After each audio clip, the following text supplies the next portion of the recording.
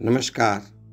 जय हिंद, जय भारत। हमारे देश में, हमारे विशाल भारत देश में प्रत्येक सदस्यों के लिए कोई न कोई त्योहार बना है।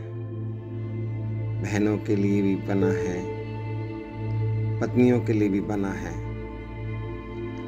और माँ के लिए भी हम मातृत्व दिवस या मदर डे मनाते हैं। लेकिन एक ऐसा फेस्टिवल भी है जिसको मैं फेस्टिवल ऑफ मदर्स भी कह सकता हूँ। मैं बात कर रहा हूँ अहोई अष्टमी व्रत के बारे में। यह व्रत माँ अपने बेटे के लंबी आयु के लिए, उसके अच्छे स्वास्थ्य के लिए, उसकी प्रगति, उसके विकास के लिए रखती है तथा प्रार्थना करती है कि वह हमेशा जीवन में सुखी रहे।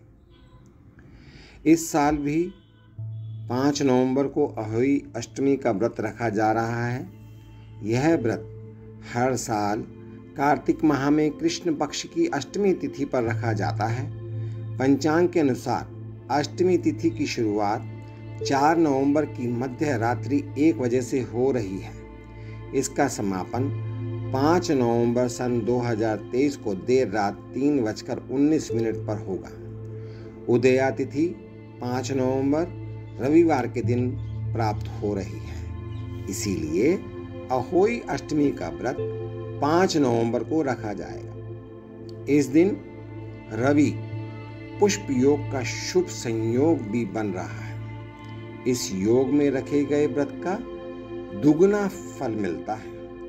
वहीं शास्त्रों में कुछ ऐसे कार्यों के बारे में जिक्र किया गया है जिन्हें अहोई अष्टमी के दिन नहीं करना चाहिए, वरना व्रत का शुभ फल नहीं मिलता।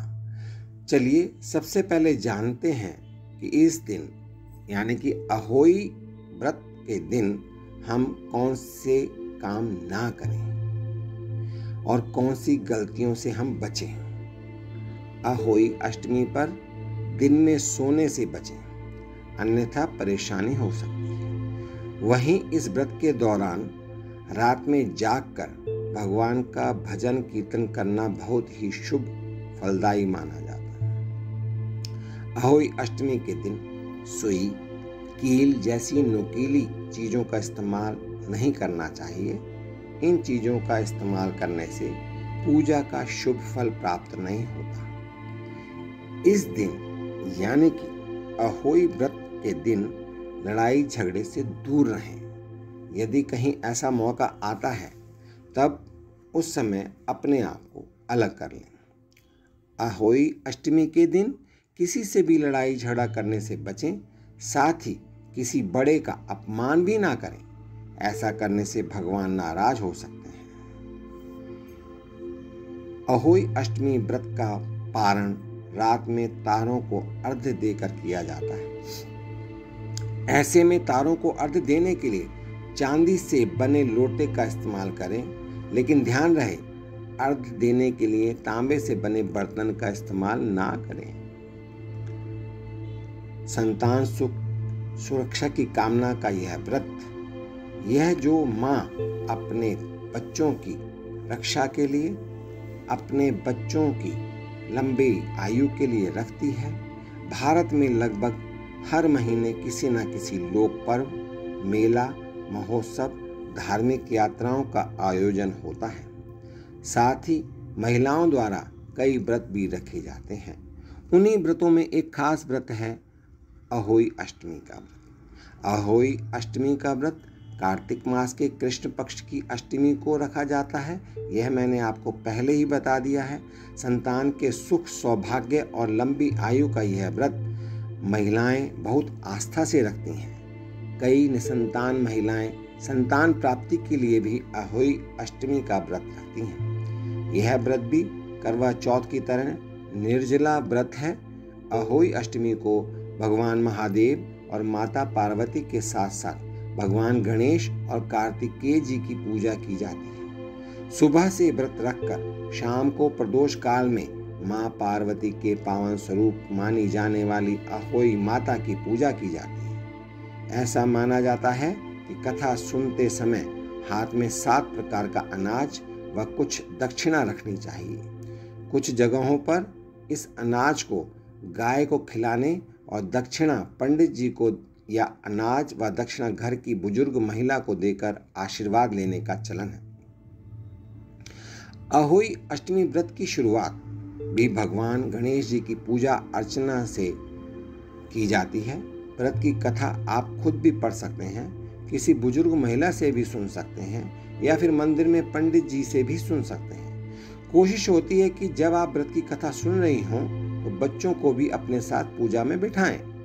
उनके लिए हो रही पूजा का श्रवण उन्हें भी कराएं। मान्यता है कि इस दिन व्रती महिलाओं को मिट्टी से जुड़ा कोई काम नहीं करना चाहिए। व्रती महिलाओं के लिए चाकू व कैंची का प्रयोग भी वर्जित माना जाता है, अर्थात अहोई अष्टमी के व्रत के दिन किसी भी प्रकार से चाकू व कैंची का प्रयोग से बचें। कोशिश करें कि इस दिन अपने क्रोध पर नियंत्रण रखें व किसी को डांट फटकार ना लगाएं। इस दिन तामसिक चीजों का सेवन ना करें। व्रत वाले दिन में सोएं नहीं, बल्कि बच्चों के साथ ज्यादा व अच्छा समय बिताने का प्रयास करें। अहोई अष्टमी की पूजा विधान में व्रत वाले दिन महिलाएं सूर्योदय से पूर्व उठ जाती हैं। उसके बाद स्नान कर पूजा स्थल की सजावट की तैयारियां शुरू करती हैं। पूजा के लिए अहोई माता की तस्वीर को रखा जाता है। विधान है कि माता की तस्वीर के साथ ही साही की भी तस्वीर होनी चाहिए। यह कांटेदार जीव होता है जो कि माँ अहोई के नजदीक बैठता है। अहोई माता की तस्वीर के पास आटे की चकोर रंगोली भी बनाई जाती है। साथ ही पूजा का कलश भी रखा जाता है। कलश के किनारे को हल्दी से रंगा जाता है। पूजा में साफ स्थान से लाई गई दूब घास भी रखी जाती है और इस दिन माता को लाल व सफेद रंग के पुष्प अर्पित किए जाते हैं। अहोई माता को चंदन का टीका लगाया जाता है। यदि आसपास पीपल का पेड़ हो तो आप पेड़ के नीचे दिया भी जला कर रख सकते हैं। पूजा स्थल को सजाने के बाद कथा का कार्यक्रम शाम को होता है। कथा सुनने के बाद अहोई माता को कई जगह खीर प्रसाद का तो कई जगहों पर आटा व सूजी के हलवे का भोग लगाने का चलन। फिर चंद्रमा को अर्घ्य देकर तारों को देखकर उपवास पूर्ण किया जाता है। यदि सक्षम है तो गरीब, अनाथ व बेघर बुजुर्गों को इस दिन भोजन कराएं। अहोई अष्टमी वास्तव में मातृत्व का उत्सव है, माताओं का उत्सव है। इस दिन माता खुशी से झूम उठती है क्योंकि वह अपने बच्चों की खुशी, उनके सुखी जीवन की प्रार्थना भगवान से करती है। मातृत्व इस धरती पर एक महिला के लिए सबसे सुंदर और विशिष्ट अनुभव है। जन्म देने और खुद के हिस्से को सामने बढ़ते देखने की खुशी अवर्णनीय है और इसे केवल एक माँ ही महसूस कर सकती है। यह एक ऐसा रिश्ता है जिसके बिना किसी को भी जीवन का अनुभव नहीं होता। बच्चे का माँ के साथ एक विशेष बंधन होता है और इस दुनिया में माँ के प्यार की जगह कोई भी नहीं ले सकता। मैं फिर से बताना चाहूँगा, इस संसार में माँ के प्रेम की जगह कोई भी नहीं ले सकता। अहोई अष्टमी मुख्य रूप से भारत के उत्तरी भाग में मनाई जाती है और वह भी कुछ चुनिंदा समुदायों में ही मनाई जाती है। बहुत से लोगों को इस त्योहार के बारे में पता भी नहीं है। यह करवा चौथ उत्सव के ठीक 4 दिनों के बाद आता है। जो अहोई अष्टमी व्रत की विधि है उसके बारे में भी मैं आपके साथ चर्चा करना चाहूँगा। माताएं एक दिन का उपवास रखती हैं और कुछ भी नहीं खाती हैं, लेकिन कई माताएं शाम तक पानी की एक बूंद भी ग्रहण नहीं करती हैं। जब शाम को आकाश में तारे दिखाई देते हैं, बाद में शाम को माँ अपने सभी बच्चों को इस त्योहार से जुड़ी एक पारंपरिक कहानी सुनाती है। वह अपने बच्चों के स्वास्थ्य, कल्याण और लंबी उम्र के लिए प्रार्थना करती है। फिर तारों को जल और कुछ विशेष घर की बनी मिठाइयाँ चढ़ाकर पूजा करती है और इसके साथ भी ही वह अपना व्रत तोड़ती है। जो अहोई अष्टमी व्रत की पूजा विधि है वो इस प्रकार से है। पूजा के दौरान एक दिलचस्प और मज़ेदार अनुष्ठान होता है जहाँ वह घर पर बनी मिठाइयाँ, टुनटुने, मुनमुने, एक मज़ेदार और बचकाना नाम विशेष रूप से छोटे बच्चों को आकर्षित करने के लिए रखा जाता है। वो फेंकती हैं और अपने सभी बच्चों को प्रतिस्पर्धा करने के लिए आमंत्रित करती हैं। उनसे ऐसा करने के लिए कहती है, अधिकतम पकड़ो। पूजा के दौरान बच्चे इस खेल में शामिल होते हैं और इसका आनंद लेते हैं। अभी इस अहोई अष्टमी व्रत का व्यक्तिगत विकास से क्या संबंध है, उसके बारे में मैं आपको बताना चाहूँगा।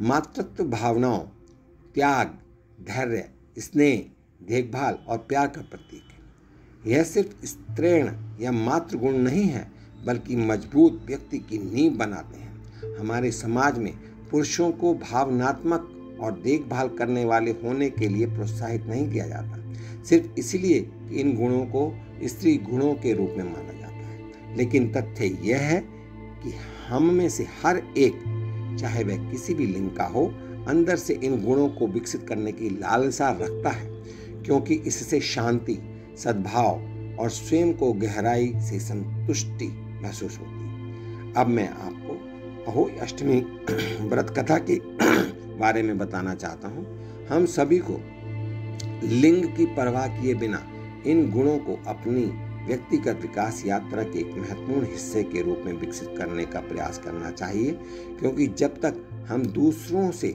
निस्वार्थ भाव से प्यार करना नहीं सीखते, हम मजबूत व्यक्ति नहीं बन सकते। इस दुनिया को सभी का पालन पोषण करने वाला स्थान बनाने के लिए ये वे गुण हैं जिनकी तत्काल आवश्यकता है। बस अहोई अष्टमी को अपने अंदर के मातृ गुणों को अपनाकर व्यक्तिगत विकास की उत्तम भावना के साथ मनाएं। वे पहले से ही आपके अंदर मौजूद हैं, आपको बस उन्हें उजागर करने की आवश्यकता है। मैं कामना करता हूँ कि अपनी माँ या किसी ऐसे व्यक्ति के साथ प्यार, देखभाल और स्नेह के बंधन में बंधे रहें जिसे आप मातृवत महसूस करते हैं। माँ की कृपा और प्यार आपको मिलता रहे। बिना माँ के संसार की कल्पना भी नहीं की जा सकती। यदि हम बिना माँ के रहते हैं तो हमें हमारे अंदर, हमारे जीवन के अंदर एक अधूरापन रहता है। श्रीमद् भागवत गीता में कहा गया है कि माँ की सेवा से मिला आशीर्वाद 7 जन्मों के पापों को नष्ट करता है। यही माँ शब्द की महिमा है। असल में कहा जाए तो माँ ही बच्चे की पहली गुरु होती है। एक माँ आधे संस्कार तो बच्चे को अपने गर्भ में ही दे देती है। यही माँ शब्द की शक्ति को दर्शाता है। वह माँ ही होती है जो पीड़ा सहकर अपने शिशु को जन्म देती है, और जन्म देने के बाद भी माँ के चेहरे पर एक संतोषजनक मुस्कान होती है। इसलिए माँ को सनातन धर्म में भगवान से भी ऊंचा दर्जा दिया गया है। जब रात के समय बच्चा सोते समय मूत्र त्याग करता है और गीला हो जाता है, माँ एक माँ ही है जो उस गीली जगह को कवर करती है और बच्चे को पुनः सूखी जगह पर शिफ्ट करती है, यानी कि अपने बच्चे को सूखी जगह देती है और खुद गीली जगह पर रह करके अपना जीवन आगे बढ़ाती है। ये माँ का अपने पुत्र के प्रति प्यार को दर्शाता है। माँ शब्द एक ऐसा शब्द है जिसमें समस्त संसार का बोध होता है, जिसके उच्चारण मात्र से ही हर दुख दर्द का अंत हो जाता है। माँ की ममता और उसके आंचल की महिमा को शब्दों में बयान नहीं किया जा सकता है, उसे सिर्फ महसूस किया जा सकता है। गीता में कहा गया है कि जननी जन्मभूमिश्च स्वर्गदपि गरीयसी, अर्थात जननी और जन्मभूमि स्वर्ग से भी बढ़कर है। मैंने पिछले अपने वीडियो में भी बताया था कि एक माँ और एक धरती माँ ही इस संसार में है जो हमारा अच्छे से पालन कर रही है। माँ जन्म देती है तो धरती माता हमें आगे विकास करने में, हमें बड़ा करने में, हमारा शक्ति बढ़ाने में हमारी मदद करती है। हमें भोजन देती है, हमें जल देती है, हमें वायु देती है, जिसके कारण हम जीवित रहते हैं। कहा जाए तो जननी और जन्मभूमि के बिना स्वर्ग भी बेकार है, क्योंकि माँ की ममता की छाया ही स्वर्ग का एहसास कराती है। जिस घर में माँ का सम्मान नहीं किया जाता वह घर तो नरक से भी बदतर होता है। भगवान श्री राम माँ शब्द को स्वर्ग से बढ़कर मानते थे, क्योंकि संसार में माँ नहीं होगी तो संतान भी नहीं होगी और संसार भी आगे नहीं बढ़ पाएगा। संसार में माँ के समान कोई छाया नहीं है। संसार में माँ के समान कोई सहारा नहीं है, संसार में माँ के समान कोई रक्षक नहीं है, और संसार में माँ के समान कोई प्रिय चीज भी नहीं है। एक माँ अपने पुत्र के लिए छाया, सहारा, रक्षक का काम करती है। माँ के रहते कोई भी बुरी शक्ति उसके जीवित रहते उसकी संतान को छू नहीं सकती। इसलिए एक माँ ही अपनी संतान की सबसे बड़ी रक्षक है। दुनिया में अगर कहीं स्वर्ग मिलता है तो माँ के चरणों में मिलता है। जिस घर में माँ का अनादर किया जाता है वहाँ कभी देवता वास नहीं करते। एक माँ ही होती है जो बच्चे की हर गलती को माफ कर गले से लगा लेती है, उसको हर पल क्षमा करती रहती है। यदि नारी नहीं होती तो यह सृष्टि की रचना भी नहीं हो सकती थी। स्वयं ब्रह्मा, विष्णु और महेश तक सृष्टि की रचना करने में असमर्थ बैठे थे। जब ब्रह्मा जी ने नारी की रचना की तभी से सृष्टि की शुरुआत हुई। बच्चे की रक्षा के लिए बड़ी से बड़ी चुनौती का डटकर सामना करना और बड़े होने पर भी वही मासूमियत और कोमलता भरा व्यवहार, ये सब ही तो हर माँ की मूल पहचान है। दुनिया की हर नारी में मातृत्व वास करता है। बेशक उसने संतान को जन्म दिया हो या ना दिया हो, नारी इस संसार और प्रकृति की जननी है। नारी के बिना तो संसार की कल्पना भी नहीं की जा सकती। इस सृष्टि के हर जीव और जंतु की मूल पहचान माँ होती है। अगर माँ ना हो तो संतान भी नहीं होगी और ना ही सृष्टि आगे बढ़ पाएगी। माँ एकदम से सहज रूप में होती है। वह अपनी संतानों पर शीघ्रता से प्रसन्न हो जाती है। वह अपनी समस्त खुशियां अपनी संतान के लिए त्याग देती है, क्योंकि पुत्र कुपुत्र हो सकता है, पुत्री कुपुत्री हो सकती है, लेकिन माता कुमाता नहीं हो सकती। एक संतान माँ को घर से निकाल सकती है, लेकिन माँ हमेशा अपनी संतान को आश्रय देती है। एक माँ ही है जो अपनी संतान का पेट भरने के लिए खुद भूखी सो जाती है और उसका हर दुख दर्द खुद सहन करती है। लेकिन आज के समय में बहुत सारे लोग हैं जो अपने माता पिता को बोझ समझते हैं, उन्हें वृद्धाश्रम में रहने को मजबूर करते हैं। ऐसे लोगों को आज के दिन अपनी गलतियों का पश्चाताप कर अपने माता पिता को जो वृद्धाश्रम में रह रहे हैं उनको घर लाने के लिए अपना कदम बढ़ाना चाहिए, क्योंकि माता पिता से बढ़कर दुनिया में कोई नहीं होता। माता के बारे में कहा जाए तो जिस घर में माँ नहीं होती या माँ का सम्मान नहीं किया जाता वहाँ दुर्गा, लक्ष्मी और सरस्वती का वास नहीं होता। हम नदियों और अपनी भाषा को माता का दर्जा दे सकते हैं, तो अपनी माँ को वो हक देना चाहिए। और अपनी माँ से वो हक क्यों छीन रहे हैं और उन्हें वृद्धाश्रम भेजने को मजबूर कर रहे हैं? यह सोचने वाली बात है कि माता के सम्मान का एक दिन नहीं होता है। माता का सम्मान हमें 365 दिन करना चाहिए, यानी कि हर दिन, हर पल, हर वर्ष लगातार अपनी माँ का सम्मान करना चाहिए। लेकिन क्योंकि ना हम इस मातृ दिवस से अपनी गलतियों का पश्चाताप कर उनसे माफी मांगे और माता की आज्ञा का पालन करने और अपने दुराचरण से माता को कष्ट ना देने का संकल्प लेकर कोई माता अष्टमी पर्व को सार्थक बनाए। इन्हीं शब्दों के साथ मैं आज का ये मातृत्व दिवस, ये माता का त्योहार, ये अहोई व्रत का जो संभाषण है उसको समाप्त करता हूँ। आप सबको ये त्योहार, यह उत्सव, यह अहोई व्रत बहुत बहुत शुभ हो। आप अपने परिवार सहित सुखी जीवन व्यतीत करें। आपका परिवार में माता पिता, पति पत्नी, बच्चे, बहन भाई सभी प्रसन्न और सुखी रहें, खुश रहें और आगे तरक्की करते रहें। इन्हीं शुभकामनाओं के साथ, इन्हीं मंगल कामनाओं के साथ मैं अपने संभाषण को समाप्त करता हूँ। बहुत बहुत धन्यवाद। जय हिंद, जय भारत।